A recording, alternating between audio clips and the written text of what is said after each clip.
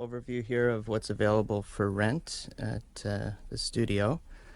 So as you can see here, we've got a couple 4K monitors, both of which are 28 inches, and because they're 4K, you can have a lot of different windows open at once if you like to work like that.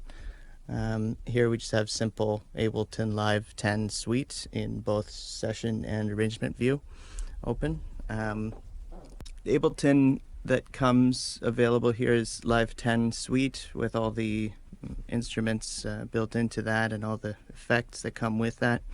I've got some third-party VSTs as well that many of which might be of interest to producers and things.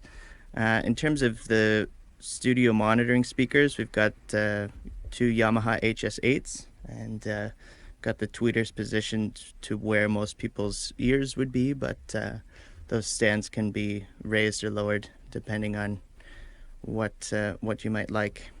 Also, we've got the companion subwoofer here on the floor. It's the Yamaha HS8S, so that's good for monitoring anything below 150 hertz. The HS8s do a pretty good job of low end as well, but obviously the sub being specialized for that is much better. If you want to use your own computer, you can, or you can use my desktop on the floor here. It's more than capable of handling any sound recording tasks, so up to you. If you like to play piano or want to play more piano, we've got the Roland FP50 here with the 88 weighted keys, so it's got a nice feel and a good concert piano sound. In terms of climate control in the room, you've got a fan as well as a space heater on the floor in case it gets cold. I'm filming this in October, so obviously I don't have the air conditioner in, but in the warmer months we'd put an air conditioner in the window, and so you can have the room basically at whatever you like in terms of temperature. On top of here I have my laptop, but you can see that this can be a platform for your laptop if you like. I've got all sorts of different types of video and audio connectors, so chances are any type of connector can work if you want to use your own computer and then plug into the monitors. In here we've just got a bunch of extra cables, so I've got a lot of cables already out and pre-wired, but if there's anything that's not out, chances are it's going to be in here, and everything is labeled, as you can see. I've got a printer here, and that printer is available for your use. It's a wireless printer and it does print in color, so talk to me depending on how much printing you want to be doing.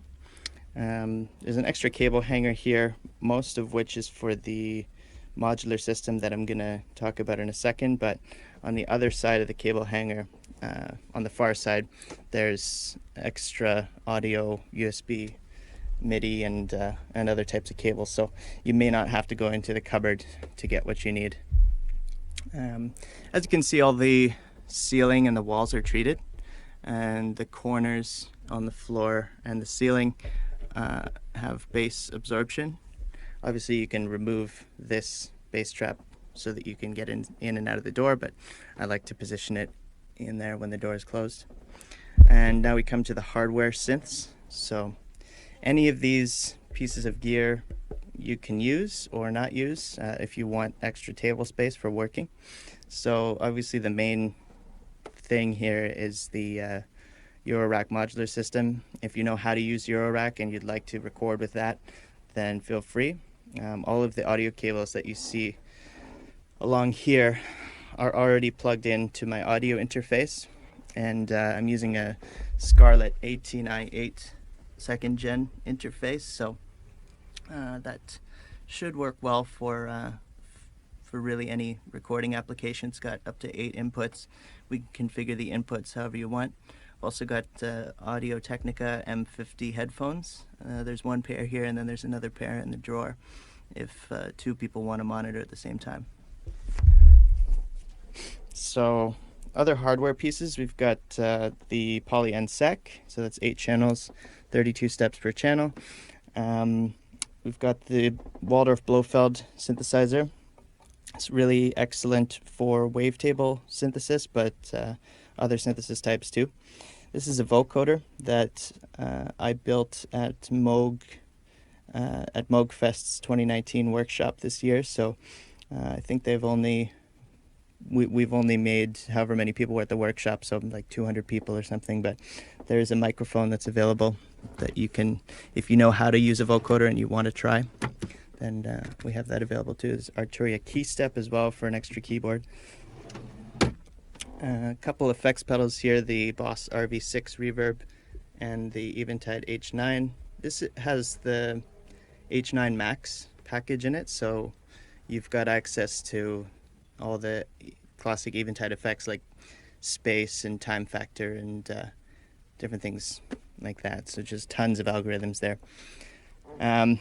There is a spring reverb here, so that's like a very special type of reverb that goes to the spring ray. If you like that sound, it has a very authentic sound to it. This is a Korg SQ1 sequencer, just an extra sequencer if you want to use it in addition to or instead of the Polyend Sec.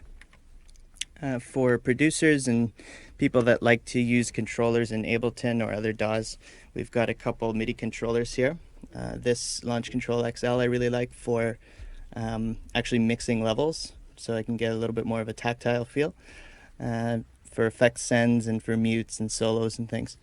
So that's really good. This Keith McMillan Q Neo is very sleek, very nice little unit, especially for drum sequencing. So that's about it. For any more details on any of the items that you see here, feel free to send me a message and I'll be happy to give you more details.